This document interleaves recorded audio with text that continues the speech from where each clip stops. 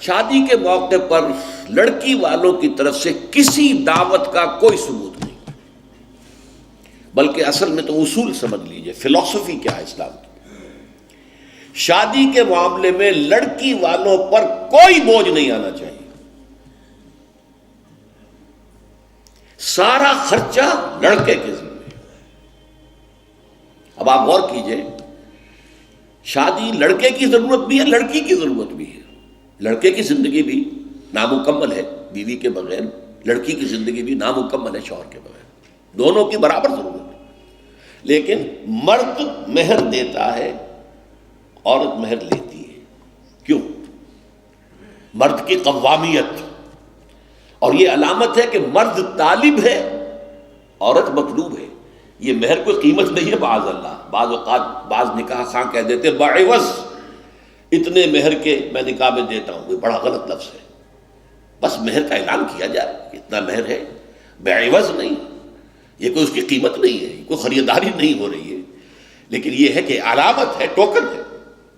ایسا بھی مہر مقرر کیا گیا، کسی کے پاس دینے کو کچھ نہیں تھا، حضور نے فرمایا اچھا اپنی اس بیوی کو اتنی سورتیں قرآن کی پڑھا دینا، یہ بھی مہر ہو گیا۔ تو یہ چیز ہے کہ طالب ہے لڑکا، اور اس کا گھر آباد ہونا ہے۔ لڑکی کا معاملہ جو ہے وہ اس کے برعکس ہے، اس پر کوئی بوجھ نہیں آنا چاہیے۔ اس کے ماں باپ نے پال پوس کر تمہارے حوالے کر دی، شرم کرو کہ اس کے بعد تمہیں کچھ مزید چاہیے اس سے، اس سے بڑی بات کیا ہے؟ لہٰذا لڑکی والوں کی طرف سے دعوت طعام کا کوئی ثبوت نہیں، اس کی جڑ کٹنی چاہیے، زیرو، کوئی مشروب بھی نہیں، کوئی اور نہیں۔ بلکہ آپ کو معلوم ہے نکاح کی محفل میں چھوارے کون لے کے آتا ہے؟ لڑکے والے۔ اور پھر پلاؤ متنجن کس سے کھاتے ہیں؟ ذرا دیکھیے کس قدر یہ مزہ کا خیز صورت ہے۔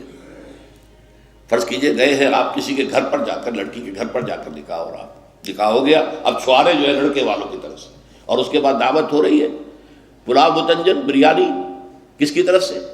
لڑکی والوں۔ کو عقل کے ناخن لو، تو کیا چھوارے نہیں وہ بانٹ سکتا تھا جس نے تمہیں مرغ پلاؤ کھلایا؟ یہ کیوں ہے؟ اس کو سمجھیے۔ ہمارے ہاں دو تہذیبیں گڑبڑ ہو گئی، ایک اسلامی تہذیب اور اس کا تقاضا، ایک ہماری جو پرانی ہندوانہ تہذیب ہے اس کے اثرات چل رہے ہیں۔ کوئی ثابت نہیں ہے، اس کی جڑ کاٹی جائے، کمی نہیں، جڑ کاٹی جائے۔ پھر میں کہوں گا کمی بیشی جو ہے یہ پھر وہ ریلیٹیو ٹرمز ہو جاتی ہے، تو جہاں انگلی رکھنے کی جگہ ہوگی وہاں پورا ہاتھ اور پوچھا رکھ دیا جائے گا، جڑ کاٹی جائے۔ یہ دوسری ہم نے تجویز پیش کی۔ نتیجہ کیا نکلا؟ ان دو کو جمع کیجئے، لڑکی کے گھر پر کوئی فنکشن ہے ہی نہیں، جانبین مسجد میں جمع ہوئے، یہ لڑکے والے بیٹھے ہیں، وہ لڑکی والے بیٹھے ہیں، دونوں یہاں ہیں۔ ان کے یہاں کی خواتین بھی یہاں اندر ہوں گی، ہمارے یہاں اب خواتین ہال ہے۔ مسجد میں آئے، نکاح ہوا، اپنے اپنے گھروں کو جاؤ، کوئی تکلیف نہیں۔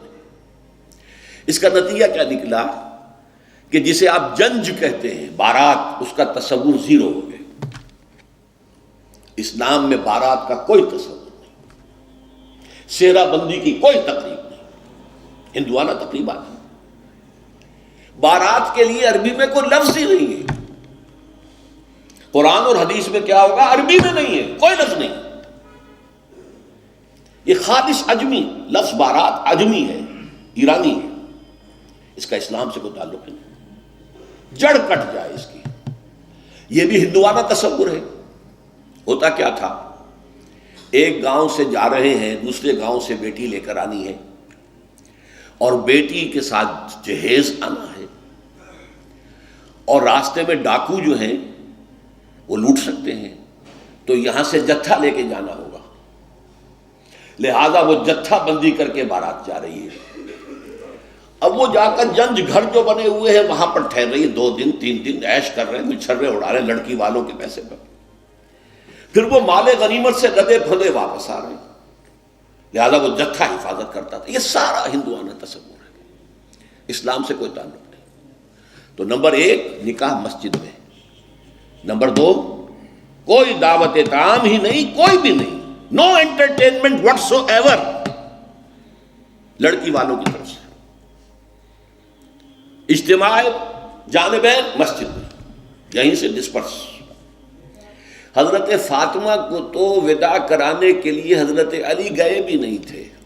نکاح کے بعد کچھ خواتین حضرت فاطمہ کو لے کر حجرے میں چھوڑ آئی تھی جا کر، جو ایک انصاری صحابی نے حضرت علی کو دیا تھا، ورنہ ان کے پاس حجرہ بھی نہیں تھا۔ 3 باتیں ہو گئی۔ چوتھی بات، ولیمہ جو ہے اس کی تاکید ہے۔ یہی وجہ ہے کہ جب یہ شادی پر مکمل پابندی لگائی گئی تھی، میں نے اشتہار دیا تھا کہ ولیمہ پر پابندی نہیں ہونی چاہیے۔ لڑکی والے کے ہاں تو آپ سوچئے، جو دلیل میں نے دی اس کی نفی میں، نفسیاتی دلیل بہت بڑی ہے۔ لڑکی والے کے ہاں ویسے تو لفظ شادی، خوشی، وہاں بھی شادی یہاں بھی شادی، لڑکی والے کے ہاں خوشی نہیں ہوتی۔ اس کے گھر سے لخت جگر، نور چشم نکل کر جا رہی ہے، کیسے خوشی ہوگی؟ مائیں رو رہی ہوتی ہیں، انہیں غشی پڑی ہوتی ہے جب بچیاں نکل رہی ہوتی ہیں گھروں سے، بہن بھائی رو رہے ہوتے ہیں، باپوں کے آنکھوں کے اندر بھی آنسو آئے ہوتے ہیں، نمی آئی ہوتی ہے۔ میں نے بھی 5 بیٹیاں رخصت کی اپنے گھر سے، اور آنکھوں میں نمی آئی ہے۔ I couldn't withhold my tears۔ پھر یہ صرف یہ تو ہوتا ہے کہ ایک ذمہ داری کا بوجھ تھا، آج اتر گیا۔ اسے آپ انگریزی میں سائی آف ریلیف کہہ سکتے ہیں، بس کوئی خوشی نہیں۔ اس کی مثال میں دیا کرتا ہوں کہ کوئی جانور اگر قربانی کے لیے 10-15 دن پہلے آپ لے لیں، وہ بکرا، کوئی مینڈھا، اور بچے اس کے ساتھ ہل جاتے ہیں، پھر کھلاتے ہیں، لے جاتے ہیں، چلاتے ہیں، تو پھر وہ عید کے دن جب آپ اسے قربان کرتے ہیں تو بچے پچھاڑے کھا رہے ہوتے ہیں، رو رہے ہوتے ہیں، اتنا لاڈ اس جانور سے ہو جاتا ہے۔ تو یہ نور چشم، لخت جگر گھر سے نکل رہی ہے، 18-20 برس رہی ہے آپ کے گھر میں، آج جا رہی ہے۔ ٹھیک ہے، سائی آف ریلیف ہے، لیکن اندیشہ بھی ہوتا ہے، ذہن میں رکھیے، ہمیشہ ہوتا ہے۔ پتہ نہیں بیل منڈے چڑھے نہ چڑھے، موافقت مزاج کی ہو نہ ہو، نئے ماحول میں جانا ہے، ایڈجسٹمنٹ ہو نہ ہو، اپنی حد تک پورا اطمینان کر لیا ہے، دیکھ لیا ہے، سوچ بچار کر لیا ہے، لیکن کیا کہا جا سکتا ہے؟ ایک بالکل یوں سمجھیے کہ ایک نیا ماحول ہے، نئے جگہ جا رہی ہے، لہذا وہ اندیشہ بھی موجود ہوتا ہے۔ لہذا واقعتاً لڑکی والوں کے ہاں خوشی کا موقع نہیں ہے، ان کے ہاتھوں مرغ پلاؤ کھانا بے غیرتی ہے۔ ہاں، لڑکے والے کے ہاں خوشی ہے، اس کا گھر آباد ہوا ہے، اور اسے حکم دیا حضور نے، اولموا ولو بشاۃ، ولیمہ ضرور کرو، چاہے تمہارے پاس ایک ہی بکری ہو۔ وہ ایک ہی بکری در حقیقت ان کے ہاں مفلسی کی سب سے بڑی شکل ہو سکتی تھی، لیکن بھیڑیں بکریاں پالنا تو ان کا پیشہ تھا، تو کسی کو ایک ہی بکری ذبح ہوا بہت ہی غریب ہے، فرمایا اسی کو ذبح کرو، کھانا کھلاؤ اپنے دوستوں کو، اپنے احباب کو، سیلیبریٹ کرو۔ سیلیبریشن تمہارے ہاں ہونی چاہیے، مرد کے ہاں، لڑکے کے ہاں۔